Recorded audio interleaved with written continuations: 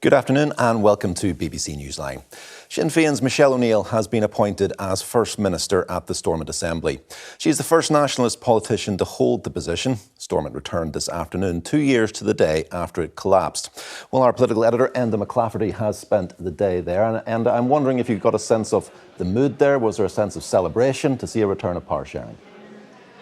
I think, Richard, more a sense of relief today that after 2 years power sharing has now returned to Northern Ireland, and there's a real sense among the politicians about getting back down to work as quickly as possible because they've lost 2 years now of basically a 5-year mandate. The highlight of the day, of course, you've mentioned that historic moment whenever Michelle O'Neill was installed as First Minister, the first time a Republican has held that post in Northern Ireland's 103-year history. Now, within the past few moments, they've started to appoint the various ministers to the executive positions, but I have to say that process ground to a halt all of a sudden when it seemed that the DUP went off script and Sinn Féin basically said we need an adjournment, we need to talk things over. Now we'll have more about that in a moment or two, but first of all our political correspondent Gareth Gordon has been following today's developments.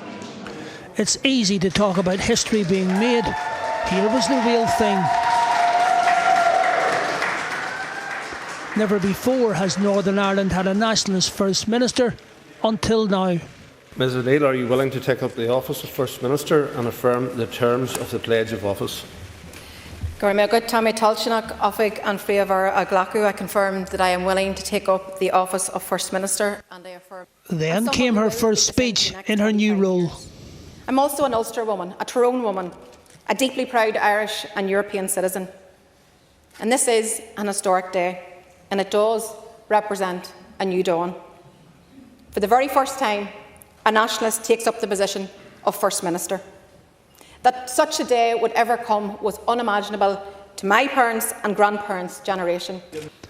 Despite the title, it's a joint office. Her unionist opposite number didn't even stand in the election, but was promoted when her party leader didn't take his seat.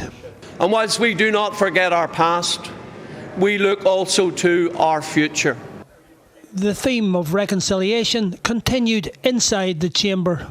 Michelle is an Irish Republican, and I am a very proud unionist. We will never agree on those issues, but what we can agree on is that cancer doesn't discriminate and our hospitals need fixed.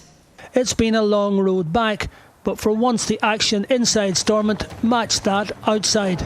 For 2 years, the Great Hall at Stormont has stood virtually empty, save for the ghosts of its political past and a few tourists. Today, a standing room only. Question now, will this administration succeed where others have failed? Both of your parties have collapsed these institutions in the last 7 years. If they are collapsed again, I don't think they'll ever restart. The people of Northern Ireland deserve a government that works for them, and today is the starting point for that. Mr Speaker, now comes the consummation of the Donaldson deal with the DUP enthroning a Sinn Féin First Minister, with the unelected bridesmaid as deputy. So another new beginning. What will be truly historic is if it lasts. Gareth Gordon, BBC Newsline, Stormont. Well, within the past few minutes, we've started to get a picture as to the shape of the next executive. Key roles being appointed there. We know Naomi Long is going to be returning as Justice Minister. We know that Conor Murphy is going to be the new Economy Minister. We know that Kiva Archibald from Sinn Féin, we understand, is going to be the new Finance Minister. And we understand Paul Givan is taking over in Education. As for health, well, there's going to be a familiar face there because Robin Swan is coming back again to take charge of the Health Department. Of course, he was in charge all through the COVID pandemic. We also know John O'Dowd is going to be heading up infrastructure, of course, a job that he's used to. He stepped in for Nicola Mallon when she lost her seat last time round. And then the last seat to be filled today was for the Alliance Party. Andrew Muir is going to be the new Minister in charge of Agriculture and the Environment. So you can see now where we're going after this. The executive we have now in place.